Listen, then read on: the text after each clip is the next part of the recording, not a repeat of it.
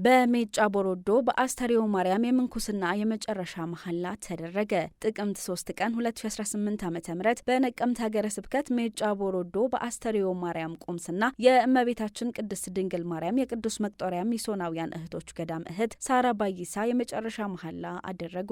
የመጨረሻ የምንኩስና መሐላው የነቀምት ሀገረ ስብከት ጳጳስ ብፁዕ አቡነ ሚልኪያስ ባሳረጉት መስዋዕተ ቅዳሴ ተፈጽሟል። ብፁዕነታቸው ቤተ ክርስቲያን ልዑክ በመሆኗ ሚስዮናውያን በዚህ እንደሚያገለግሉ ሁሉ ከዚህም አገልጋዮች ወደ ሌላ ቦታ የሚሄዱ መሆናቸው መንፈሳዊ ኩራትን የሚሰጥ መሆኑን ተናግረዋል። እህት ሳራ ባይሳም በመልካም መሬት ላይ የወደቀች ዘር ምሳሌ መሆኗን ገልጸዋል። እህት ሳራ ባይሳ በሜጫ ቦሮዶ አስተርዮ ማርያም ቁምስና ተወልደው በካሜሩን የህንጸት ትምህርታቸውን ሲከታተሉ ቆይተዋል። በመጨረሻ መሐላቸውን ቤተሰቦቻቸውን ጨምሮ በገዳሙ ውስጥ ሲደግፏቸው ለቆዩ በሙሉ ምስጋናቸውን አቅርበዋል። የእመቤታችን ቅድስት ድንግል ማርያም የቅዱስ መቅጦሪያ ሚስዮናውያን እህቶች ገዳም በዓለም አቀፍ ደረጃ ከተመሰረተ 100 ዓመታት በላይ ሲያስቆጥር በኢትዮጵያም ባሳለፍነው 2017 ዓ.ም 50ኛ ዓመቱን ማክበሩ ይታወሳል። በአሁኑ ጊዜም በ14 ሀገራት የስብከተ ወንጌል አገልግሎቱን በማድረግ ላይ ይገኛል። በዕለቱ የተገኙት የሶዶ ሀገረ ስብከት የቀድሞ ጳጳስ ብፁዕ አቡነ ጸጋዬ